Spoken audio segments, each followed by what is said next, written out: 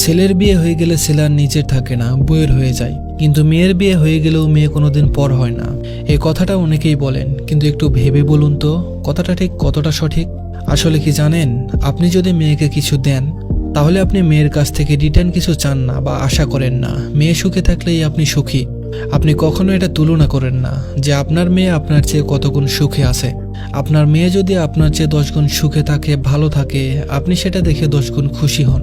আপনার মেয়ের জীবনে সমস্যা আসলে সেটাকে নিজের সমস্যা মনে করেন। মেয়ে সুখী না হলে আপনিও দুঃখী হন।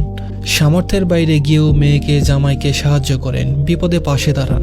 অন্যদিকে ছেলের পিছনে যত টাকা খরচ করেন আর ভাবেন যে একটা সময় ছেলের বিনিময়ে কিছু দেবে, অনেক সময় দাবিও করেন, মনেও করিয়ে দেন যে তোর পিছনে এত টাকা খরচ করেছি।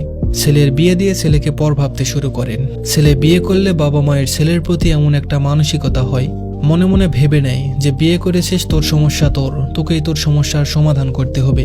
বিয়ে করেছিস, তোকে কোনো সাহায্য করতে পারবো না, পারলেও সাহায্য করে না। অন্যদিকে মেয়েকে সাহায্য করার জন্য রেডি থাকে, সামর্থ্যের বাইরে গিয়েও করে। ছেলের বউ কতটা সুখে আছে এটা নিজেদের সাথে তুলনা করে। ছেলের বিবাহিত জীবনে সুখ কতজন সহ্য করতে পারে। ছেলের বিপদে ছেলেকে একা করেন, কিন্তু ছেলের বেশি সুখ হলে আবার তা ভাগ চান। আসলে মেয়ের কাছ থেকে কিছু আশা করেন না, কোনো দায়িত্ব আরোপ করেন না। তাই মেয়ে যদি 5% কিছু দেয়, আপনি ভাবেন মেয়ে আমাদের কথা অনেক ভাবে। আর এদিকে ছেলের উপর 100% দায়িত্ব, অনেক কিছু আশা করেন।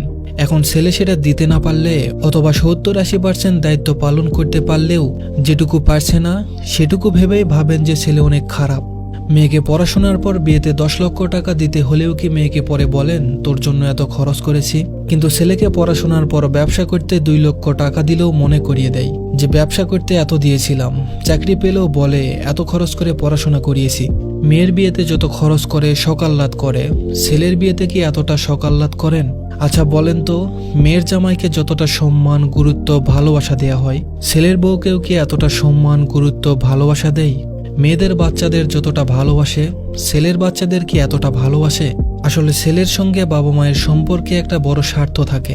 অভিজ্ঞতা থেকে ভেবেচিন্তে আপনারা নিজেদের মতামত দিতে পারেন। ধন্যবাদ সবাইকে।